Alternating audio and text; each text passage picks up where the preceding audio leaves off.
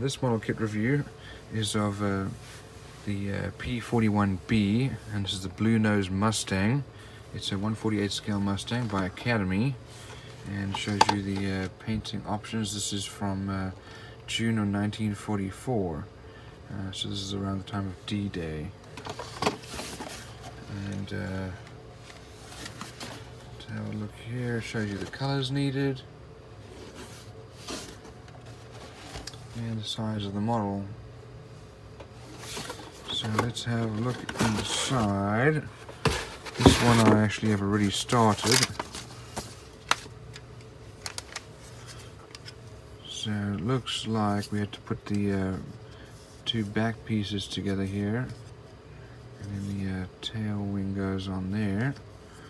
Also a fair amount of detail that has to be built up for the inside of the cockpit, which is always very nice to have that, rather than just a blank wall, or sometimes they put like one or two little pieces there. This is also nicely built up, and the back has already been glued on. I need to get sanded down. Very nicely molded body panels, recessed panel lines, and rivet lines. Let's have a look here at all the different parts.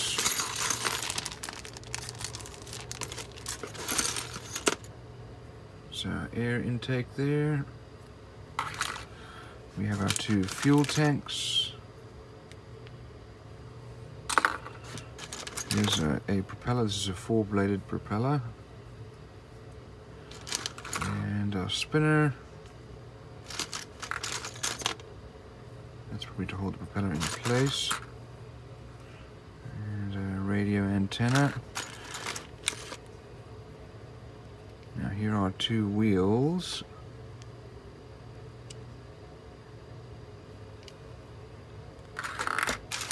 And we'll look at those other pieces in a minute. Over here is our cockpit, which needs to be glued again because that's loose, but it has a fair amount of detail. Here's our radio at the back.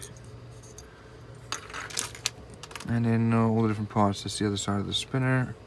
Here's landing gear. These are all very nicely molded. That needs a bit of sanding over there.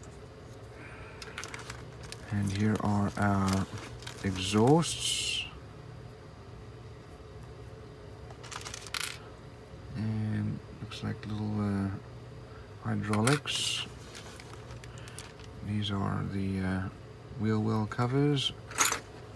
We have some wheel covers.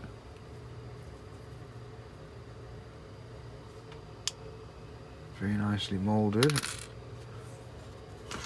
Here's our tail wheel. Also nicely molded. More wheel well covers. And landing gear. Here is the wing. The armament is not exposed here, but that's where it normally would be. And here's our gun.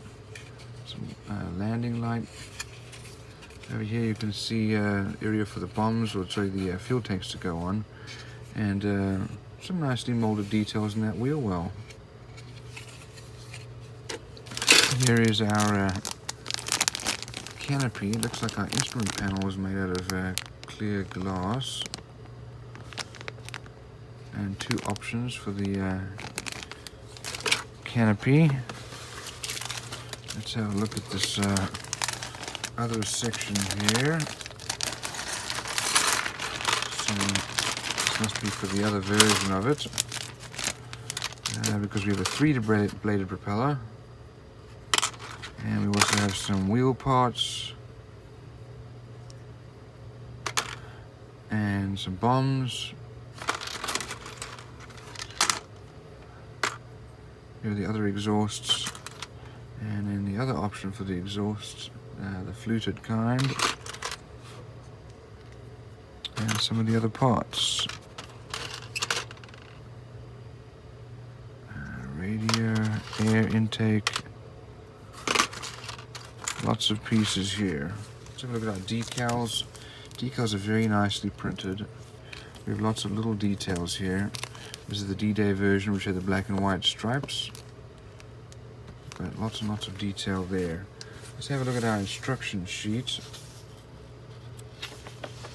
And it shows you the colors needed. And we start off with the cockpit here. And put the side panels onto the fuselage. And put the tail on. And put the cockpit inside the fuselage. Put the fuselage together. And wings go together. That then goes on the fuselage. Tail goes together. Landing gear. You can have the vent open or closed. Landing gear they get put on, and then the spinner and propeller gets put on, and looks like the canopy then gets placed on there, as well as the fuel tanks. So the painting and decal guide here shows you where everything goes. This is supposed to be a 4-bladed plane. Here in this parts listing, it shows you some of the extra parts that we got, which included the round wheels or the flattened wheels, as those on the ground, and a 3-bladed propeller or the 4-bladed propeller. So there is a list of all the unused parts, which you can reuse somewhere else. All in all, this looks like a very nicely detailed model, and that'll be a great one to build.